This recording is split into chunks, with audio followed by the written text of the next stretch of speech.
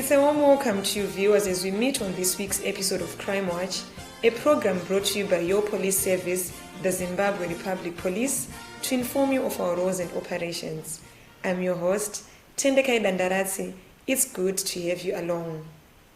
It should be noted that the country is still under level 4 lockdown, and we encourage all members of the public to adhere to these regulations in order to be safe because COVID-19 is real. It has been noted with concern that there are some people who are issuing fake COVID-19 clearance certificates. They do not test their clients, they just issue them with a fake report that will facilitate them to travel outside the country. The Zimbabwe Republic Police is investigating circumstances in which 4 suspects were found with fake and doctored COVID-19 certificates at Robert Mugabe International Airport. There are some haulage truck drivers who were recently arrested at Beitbridge border post for trying to get into the country with doctored COVID-19 certificates. Members of the public are advised to jealously guard their safety and take the pandemic seriously. Though some people continue to defy lockdown regulations, Rhodesville Police in Harare commended members of the public in their policing area for complying to lockdown regulations. As Rhodesville Police, we police Hillside, Eastleigh, Kamfinza, Greendale, Donbrook, Athlone, and Masasa Industrial Area. At the moment, we are at Pahuku. This place, known as Pahuku, is characterized by a lot of vehicles parked at this parking area, people having their drinks and loud music. As you can see, at the moment, there are no vehicles. The area has not been patronized.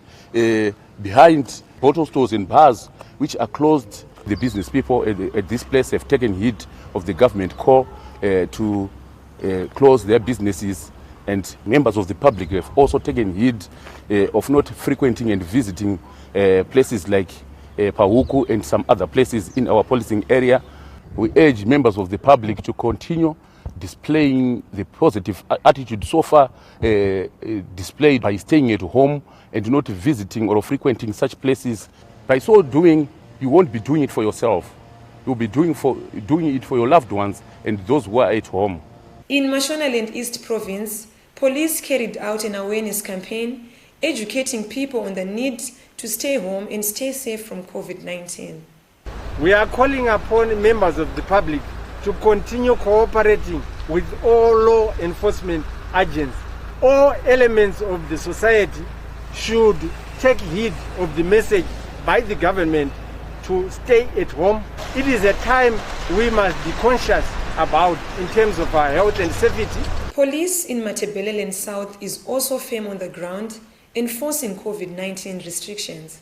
Police in Mat South is in full force in the enforcement of the COVID-19 regulations. So we encourage everyone to cooperate and to be worried about this COVID-19 pandemic. The Zimbabwe Republic Police Traffic Department is also playing a major role in the fight against COVID-19 through their patrols in the Central Business District to ensure compliance. As the Zimbabwe Republic Police, we are carrying out some patrols on all ranks within the Central Business District to check on the compliance of the general public on the regulations and directives issued by government in line with the COVID-19. During the patrols, we are checking on whether the community public are putting on some masks when they are boarding buses, whether they are being sanitized when they are boarding their Zupo buses. Also, we are making some awareness campaigns to the motoring public to ensure that they are aware of what is expected of them to curb the spread of the pandemic.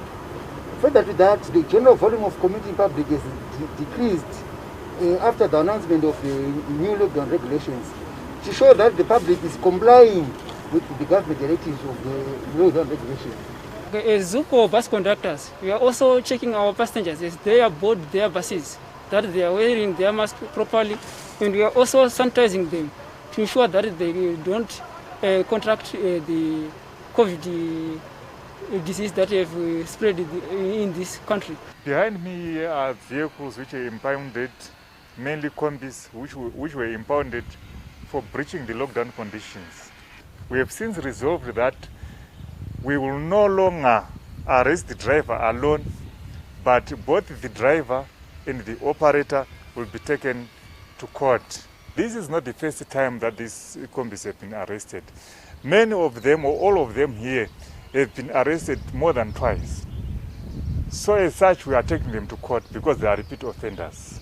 I would like to urge members of the public to shun these vehicles, because as long as they continue boarding these vehicles, they will be inconvenienced one day or the other, because we will always be looking after these combis which are not registered with ZUPCO. We are urging all operators to avoid sending these type of vehicles on the road. In addition to that, all passengers seen in this type of vehicles are not doing justice to themselves, because it's not safe to them at all, considering that we are in the COVID-19 era. Besides the lockdown conditions, we are saying such a vehicle should not be allowed on our roads. Look at these bars which put here. We are saying this person is endangering the lives of the commuters who are inside. So in the event of an accident, how will the passengers get out if there are such burglar bars on the windows? Such bars on the windows. This is unacceptable, and we should not let this happen on our roads. On that note, we take a short break. Join us in the second segment.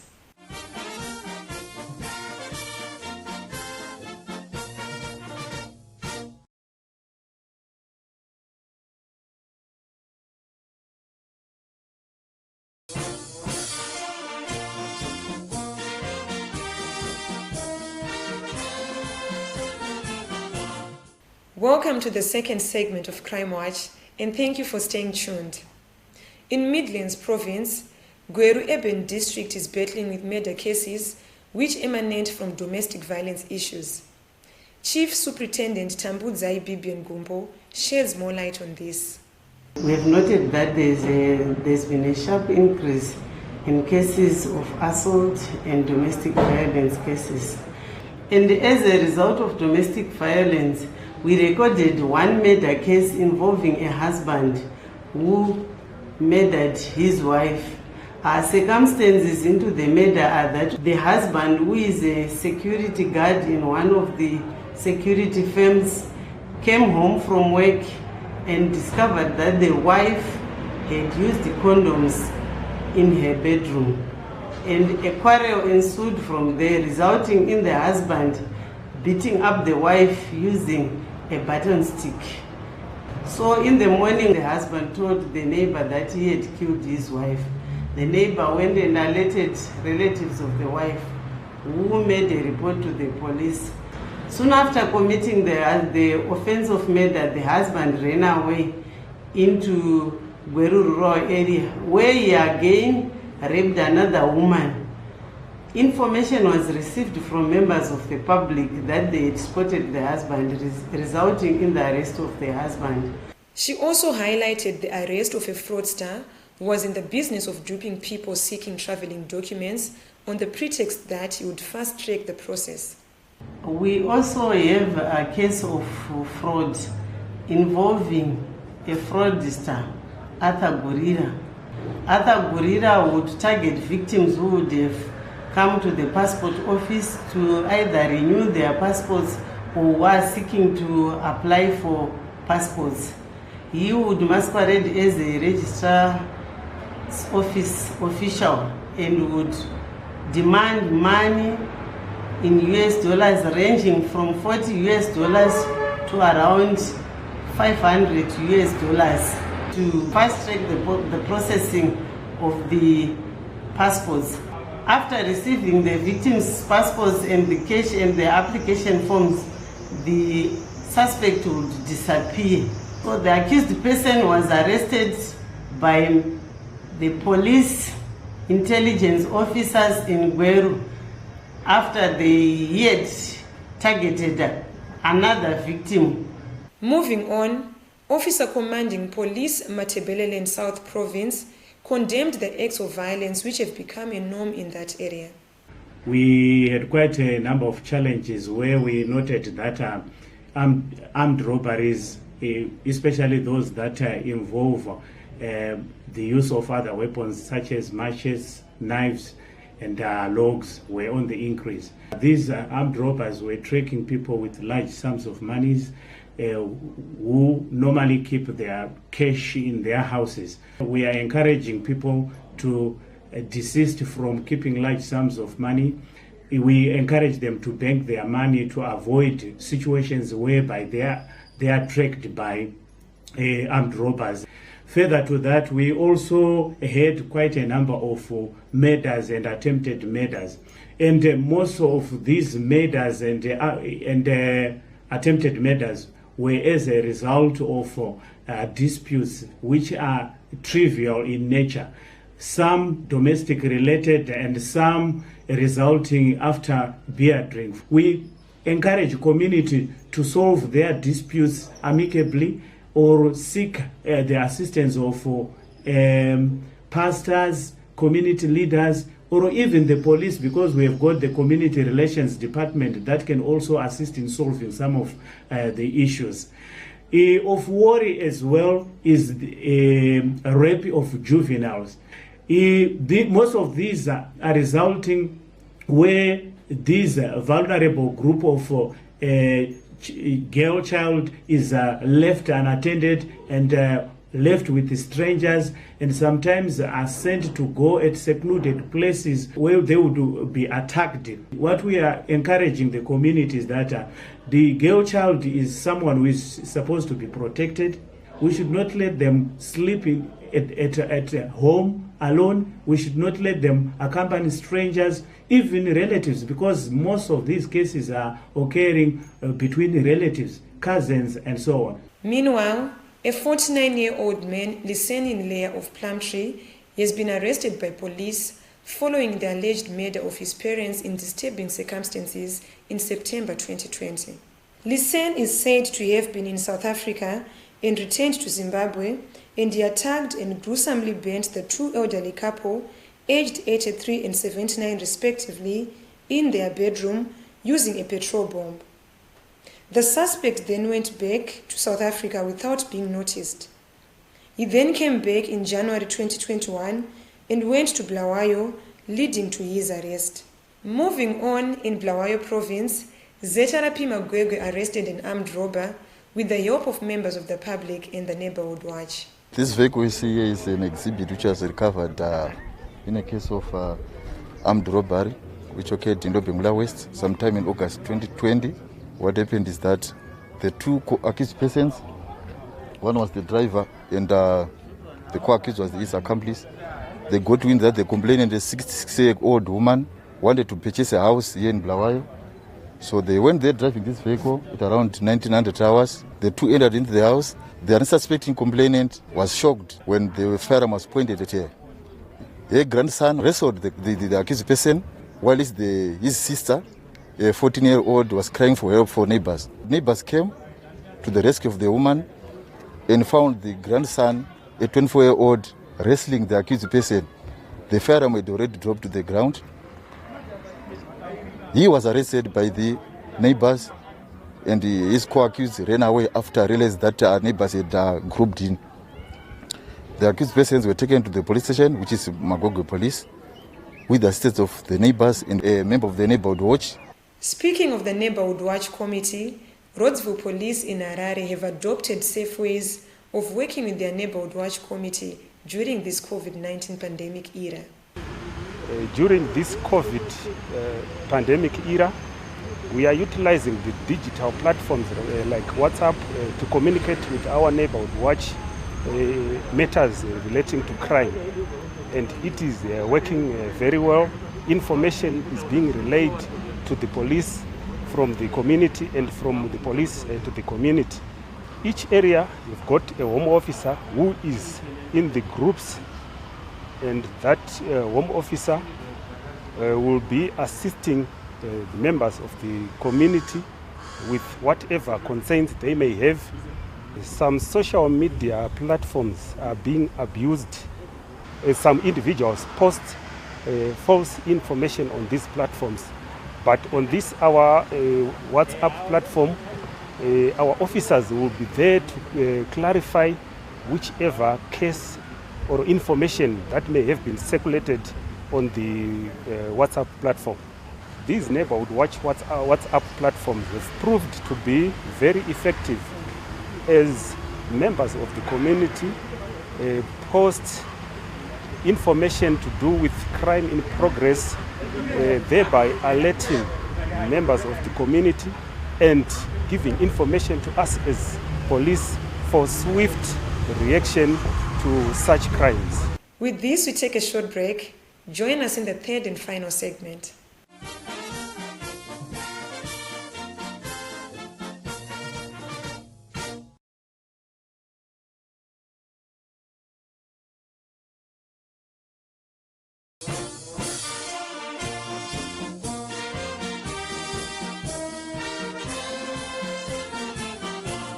Welcome to the third and final segment of Crime Watch.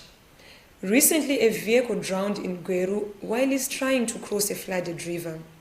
Following this incident, Crime Watch visited the place of occurrence to witness the rescue operation and also spoke to the ZRP Midland spokesperson and one of the witnesses.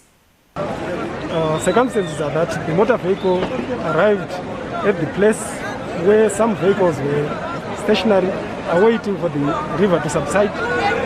They insisted that it was safe to cross and they started crossing. Unfortunately, before they could go to the other side of the bridge, the motor vehicle was swept away.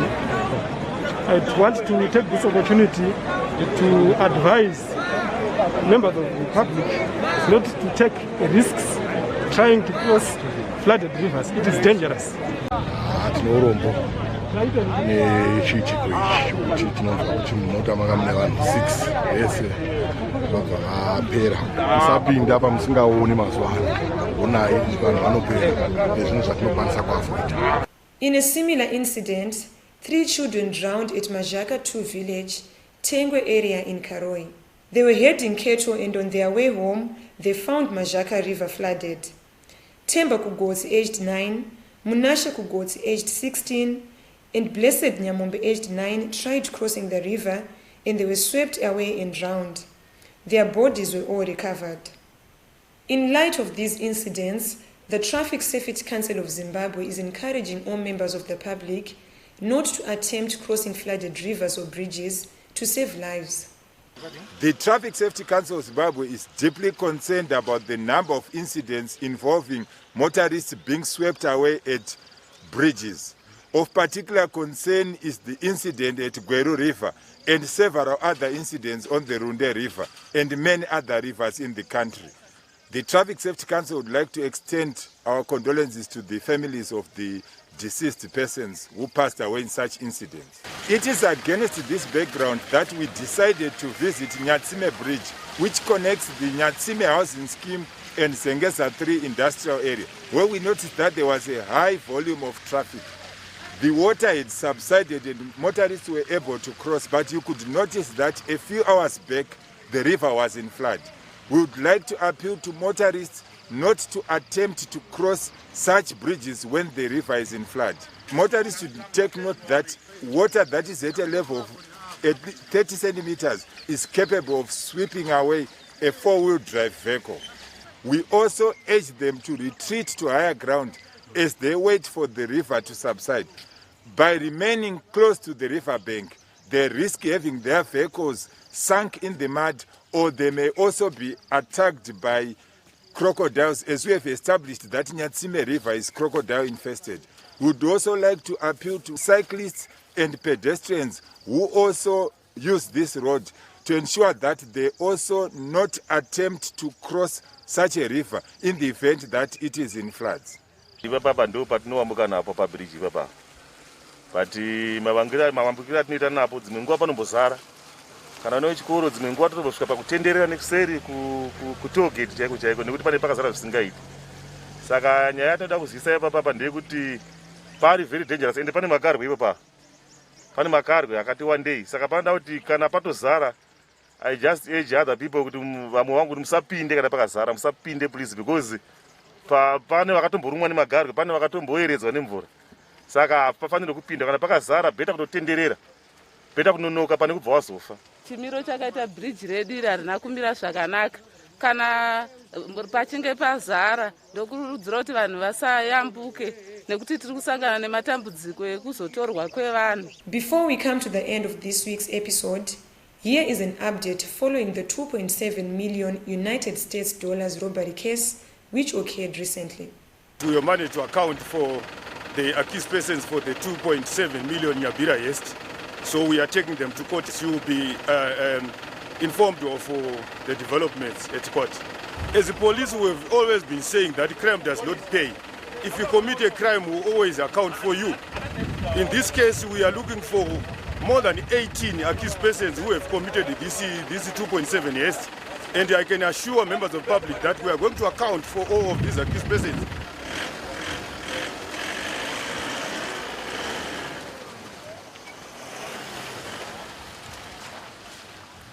We now move on to the people on the police wanted list. Alois Nyamadzao is being sought in connection with 3 counts of armed robbery cases, and reports were made at Dzivarasekwa, Waterforce and Marimba police stations. Police are also looking for Watson Magodi for armed robbery and unlawful possession of a firearm. CID Vehicle Theft Squad are looking for Abo Bocho, a male adult aged 36 of Harare, for fraud. Do not hesitate to visit or contact any nearest police station with information that may help in the location of these people. You can also contact us on the following details. Our website address is www.zrp.gov.zw. Our Facebook page is Zimbabwe Republic Police. Email us on feedback@zrp.gov.zw. You can also interact with us on our Twitter handle @PoliceZimbabwe. The Zimbabwe Republic Police National Complaints Desk number is 0242 703 631, and this number is reachable 24/7. We also have a YouTube channel, Zimbabwe Republic Police, where you can watch any of our Crime Watch episodes at your own time. It has been a pleasure having you along, and as the Zimbabwe Republic Police, we urge you to sanitize your hands regularly, always put on your face mask, and maintain social distancing at all times to keep the spread of the COVID-19 virus. From me, Tendekai Dandarasi, and the crew behind the scenes, pleasant viewing.